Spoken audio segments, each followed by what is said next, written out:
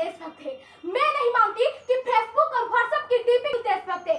आप कहेंगे कि साल में 2 बार हाथ में तिरंगा ले लेना देशभक्त है, तो मैं पूछना चाहूंगी, फुटपाथ में रहने वाला वो बच्चा ट्रैफिक की छांव में नंगे पांव में जब तिरंगा बेच रहा होता है, क्या आप उसे उसकी देशभक्ति कहेंगे?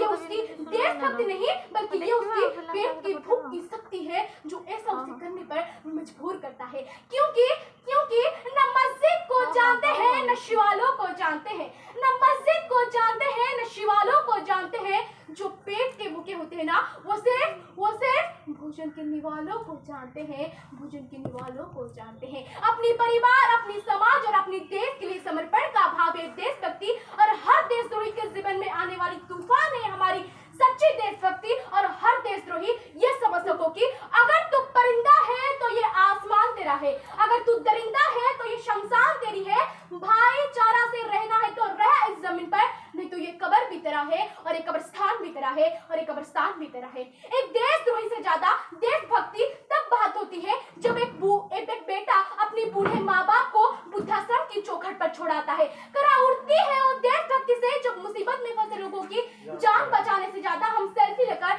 अपनी लाइफ बढ़ाने लगते हैं। मजदूर को मजदूर समझिए, मजबूर नहीं। गरीब को काम दीजिए, दान नहीं। दान देने की छुके तो जीते जागते दान दीजिए, मरने के बाद अंगदान देकर किसी मरते हुए को जीवन दान दीजिए। यही सच्चा राष्ट्र प्रेम और यही सच्चा देशभक्ति होगा। न सरकार मेरी है न रब मेरा है, न सरकार मेरी है न रब मेरा है, न ये बड़ा सा नाम मेरा है। बस इतनी सी बात की गुरूर है मुझे कि मैं भारत की हूँ और ये भारत मेरा है और ये भारत मेरा है। हमारे समाज में एक विचार की बीमारी नजर आता है।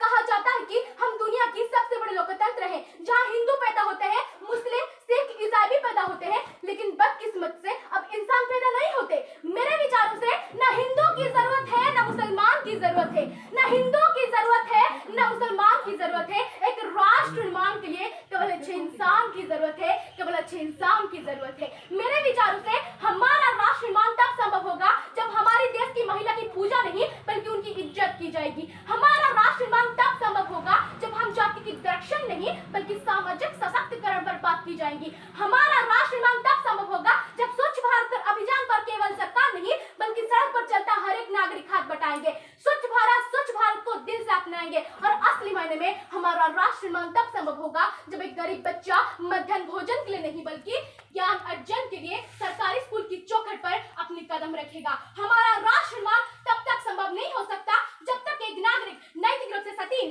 चारित्र रूप में भ्रष्ट, मानसिक रूप में दिवाल्य, धर्म रूप से अंधा, राजनीतिक रूप से गंदा, शैक्षिक मालमूल के आंकड़ों में जिन्न शून्य प्रपंचमय अखंड भारत को खंड खंड करता रहेगा। तब तक हमारा राष्ट्र निर्माण संभव नहीं होगा। बड़ी बड़ी बातें नहीं बल्कि छोटी छोटी कोशिशें करनी चाहिए, क्योंकि ठोकर हमें पहाड़ से नहीं बल्कि पत्थरों से लगते हैं। I being an Indian, I being a student, I being a simple daughter of this motherland, be proud to be an Indian। और मैं सैल्यूट करना चाहूंगी हमारे देश के लिए हर रात हमारी जीवन को रक्षा करने वाला हर एक जवान को, हमारे देश के पुलिस प्रशासन और किसानों को, और हर उस व्यक्ति को जो अपनी काम पूरी ईमानदारी, पूरी मेहनत और पूरी लगन से करते हैं, जिनके बिना राष्ट्र निर्माण की कल्पना करना भी असंभव सा लगता है। आज मैं इस मंच पर पूरी ईमानदारी के साथ मैं भारत की बेटी ये कहती हूँ कि हमारा राष्ट्र निर्माण तब संभव होगा जब हम सभी, मैं, आप और हम सब मिलकर प्रयास करेंगे, क्योंकि हमारे देश की जिम्मेदारी नहीं हमें आगे ले जाने की बल्कि हमारी जिम्मेदारी है हमारी देश को आगे ले जाने की, हमारी राष्ट्र को आगे ले जाने की, हमारी वतन को आगे ले जाने की।